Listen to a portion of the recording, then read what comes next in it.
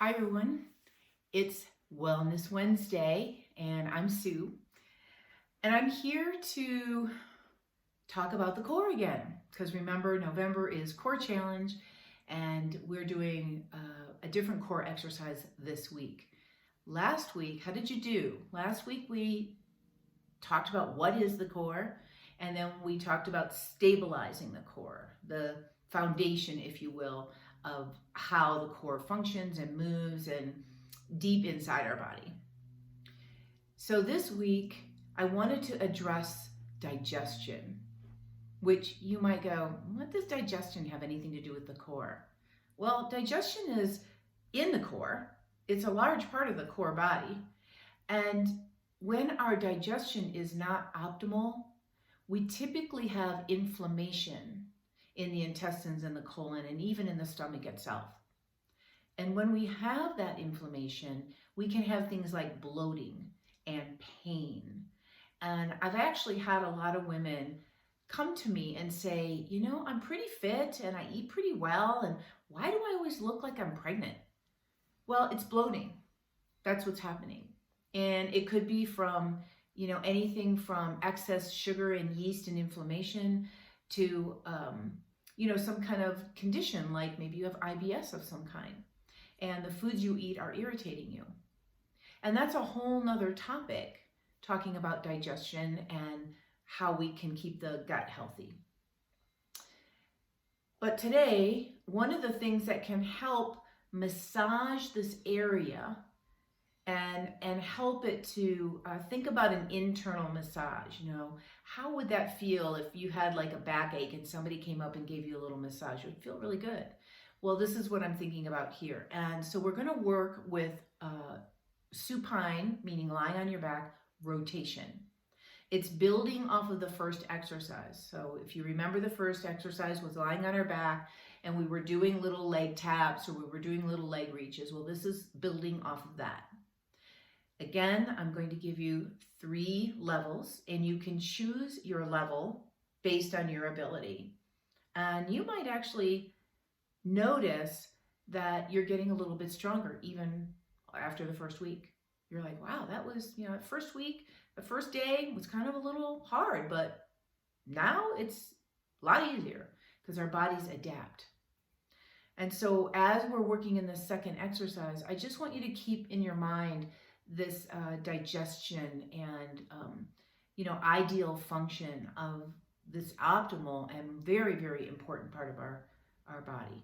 Okay, so we're going to meet on the mat again, lying on our back with our knees bent, just like we did before. And once you get down on your back,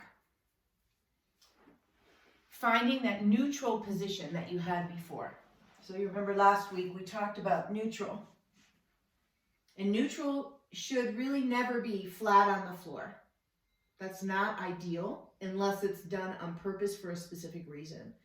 Most of the time when we're lying on our back, we should be in neutral. The weight of our body, the weight of our pelvis should feel like it's resting right on our sacrum, not on our tailbone and on our lower back. And the weight of our upper body should be pretty much on our upper shoulders and shoulder blades. Alrighty, so first thing we're going to do is establish that bracing that we did last week. So I want you to take a breath. And you're going to exhale, bring the rib cage in and down and the hip bones in and up, establishing that integration. And then bring your knees up. So this looks familiar, right? This is what we did last week. Here's the new part. I want you to bring your hands behind your head. Let your elbows be in a comfortable position. They don't have to be all the way open. They don't have to be all the way closed. And you're going to, with the integration of the rib cage, you're going to draw the rib cage in and down just enough to lift your body up off the floor. You can tell I'm not coming up very high. That's not the goal. What's holding me here is this integration at my rib cage. So from here, you could start tapping or tapping. Don't lose the integration. That's the most important part.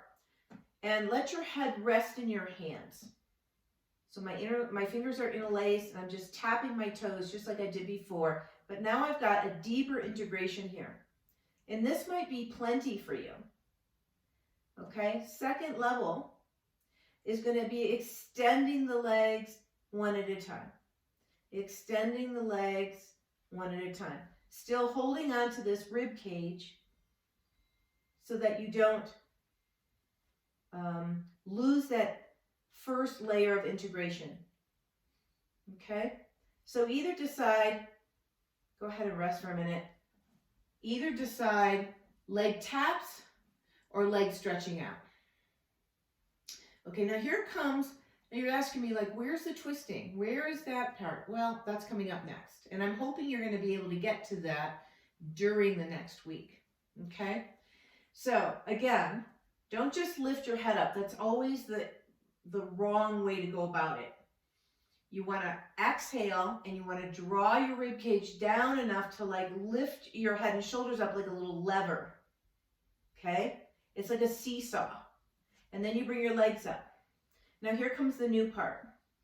If you're going to tap your foot down or stretch your leg out, I want you to take your opposite hand and reach it to the inside of your calf, ankle, or maybe you could touch your foot. Notice how I'm rotating my leg out.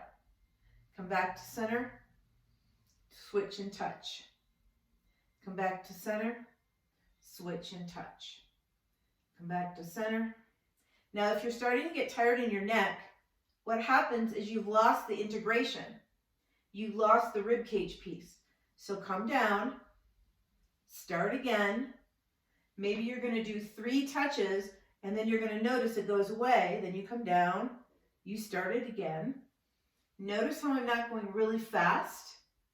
I'm doing one side at a time, creating a little bit of a deeper action each time I come. Okay?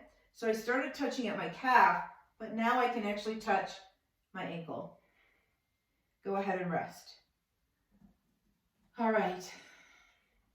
Again, after an exercise, sometimes it feels really good to just let your legs go side to side, or maybe bring your knees to your chest. But you should definitely have some fire going on right here. There should be some heat, okay? So that's our second exercise for our second week. Building off of the one we did before, and then adding that rotational piece and the lifting of the upper body. People that have concerns about their spine, and doctors tell them not to overly flex their spine, this is fine because you're just doing that little lift. You're not curling up and doing excessive motion. And as long as you hold on to this integration, you're good. All right, so I hope you have fun with that. And I hope you enjoy either adding on to the first exercise, so you have 2 to do, or drop the first exercise and just do the second one. Either way, it's really your choice. Make sure you pick the level that's appropriate for you. It's better to start on the easier side than to try to push it too hard because you'll lose this integration. You will. And then it's just flailing around. So don't flail around. Our bodies don't really like it. They like slow, methodical, integrated kind of movement. Okay. Have a great week, everyone. And I look forward to week 3 with you coming up soon.